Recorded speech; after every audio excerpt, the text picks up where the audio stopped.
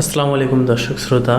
এক সময়ের প্রচণ্ড প্রতাপশালী নেতারা যারা ঢাকায় হয়তো গাড়ি ছাড়া চলতেনই না, তারা এখন কলকাতার গণপরিবহনে রীতিমতো বাস, মেট্রো ব্যবহার করছেন। একটা ফ্ল্যাটে 3জন বা 4জন মিলে ভাগাভাগি করে থাকছেনও। খরচ বাঁচাতে ট্যাক্সির ভাড়াও ভাগ করে নিচ্ছেন তারা রীতিমতো। হ্যাঁ, আমি বাংলাদেশের অন্যতম পুরনো রাজনৈতিক দল আওয়ামী লীগের যে নির্বাসিত জীবনযাপন চলছে সেখানকার কথাই বলছি। ক্ষমতা হারানোর পর প্রায় গত 1 বছর ধরে ভারতে অবস্থানরত দলের হাজার হাজার নেতাকর্মীদের এটাই এখন কঠিন বাস্তবতার কথা। যেমনটা বলছিলেন সাবেক সংসদ সদস্য পঙ্কজ দেবনাথ, এটা 1971 সালের শরণার্থী জীবনের মতো মানববেদর না হলেও এক সময়ের ক্ষমতাধর নেতাদের জন্য এটা যে একটা বিরাট মানসিক এবং বাস্তবতার পতন, তা অস্বীকার করার কোনো উপায়ই নেই। কিন্তু এই যে এত বড় একটা দল দেশের বাইরে থেকে পরিচালিত হচ্ছে, তারা চলছেন কিভাবে? তাদের অর্থায়ন আসছে কোথা থেকে? দলের সাধারণ সম্পাদক ওবায়দুল কাদেরের কথায় দেশ বিদেশে থাকা শুভাকাঙ্ক্ষীরাই এই দুঃখের সময়ে এগিয়ে এসেছেন। তবে বাস্তবতা হলো, জীবনযাত্রায় আনতে হয়েছে এক বিরাট পরিবর্তন। কিন্তু একটি নির্বাসিত জীবনের সংগ্রামের চেয়েও আরও একটি ভয়ঙ্কর চিত্র আছে, যা বাংলাদেশের ভেতরে থাকা দলটির সমর্থকদের নিয়ে।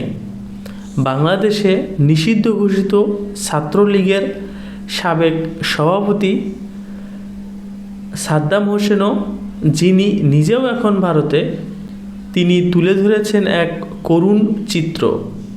তার ভাষ্যমতে হাজার হাজার ছাত্রলীগ কর্মী বা আওয়ামী লীগপন্থী পরিবারের ছাত্রছাত্রীরা গত 1 বছর ধরে নিজেদের ক্যাম্পাসে ফিরাতে পারছেন না।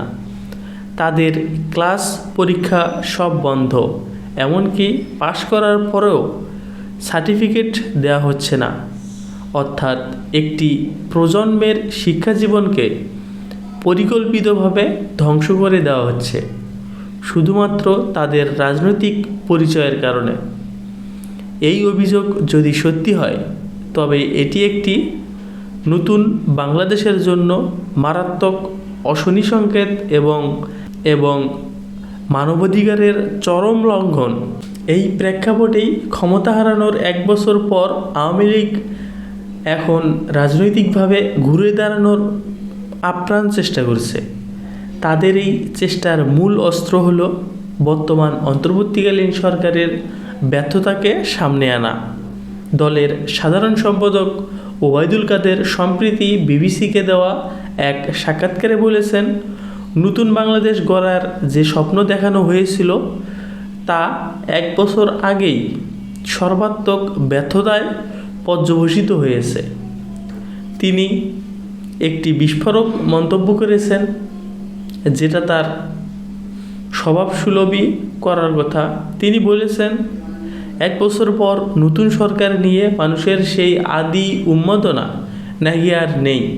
বহু মানুষ এখন বাস্তবতাকে সামনে এনে বলাবলি করেছেন, শেখ হাসিনার সময়ে আমরা ভালো ছিলাম। তো ভাবুন একবার,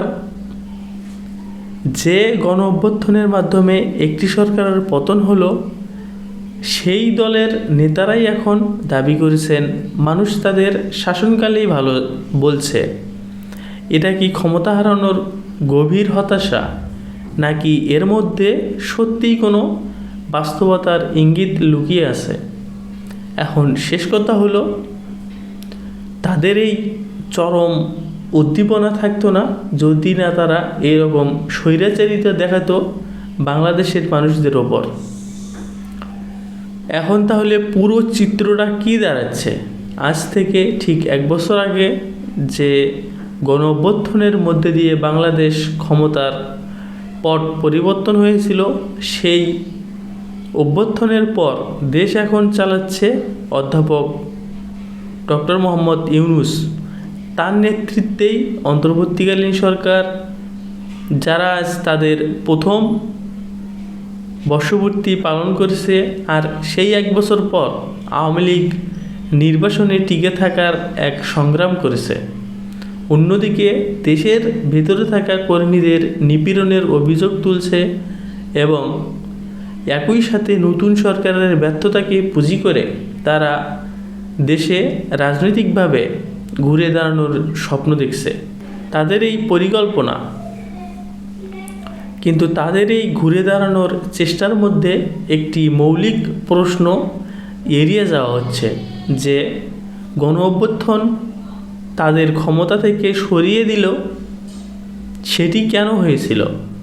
নিজেদেরকে দীর্ঘ শাসন আমলের বিরুদ্ধে ওঠা লাগামহীন দুর্নীতি, ভিন্নমত দমন কিংবা বিচার বহির্ভূত হত্যাকাণ্ডের মতো গুরুত্বপূর্ণ অভিযোগগুলো নিয়ে তাদের কোনো চিন্তা ভাবনা বা আত্মা উপলব্ধিই নেই।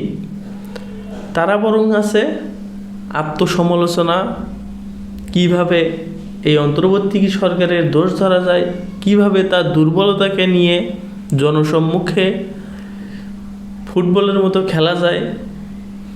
তারা কেবল আছে প্রতিপক্ষের ব্যর্থতার উপর ভর করে ক্ষমতায় কিভাবে ফেরা যায় সেই চেষ্টা নিয়ে, সেই বুদ্ধি নিয়ে।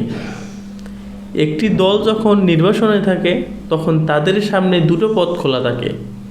এক হচ্ছে অতীতের ভুল থেকে শিক্ষা নিয়ে একটি নতুন রাজনৈতিক দর্শন তৈরি করা, আর দ্বিতীয় নম্বরটি হচ্ছে নিজেদের কোনো ভুল স্বীকার না করে কেবল প্রতিপক্ষের ব্যর্থতার অপেক্ষায় থাকা। আওয়ামী লীগের এই নতুন লড়াই কোন পথে এগোবে তার উত্তরই হয়তো বাংলাদেশের ভবিষ্যৎ রাজনীতির গতিপথ নির্ধারণ করে দিতে পারে। শুভকামনা করি এই নতুন সরকারের ভুল থেকে তাদের যদি ফিরে আসার পথটা সুগম হয় তাহলে তো ভালো, তারা চেষ্টা করে দেখতে পারে। ধন্যবাদ, পাশেই থাকবেন।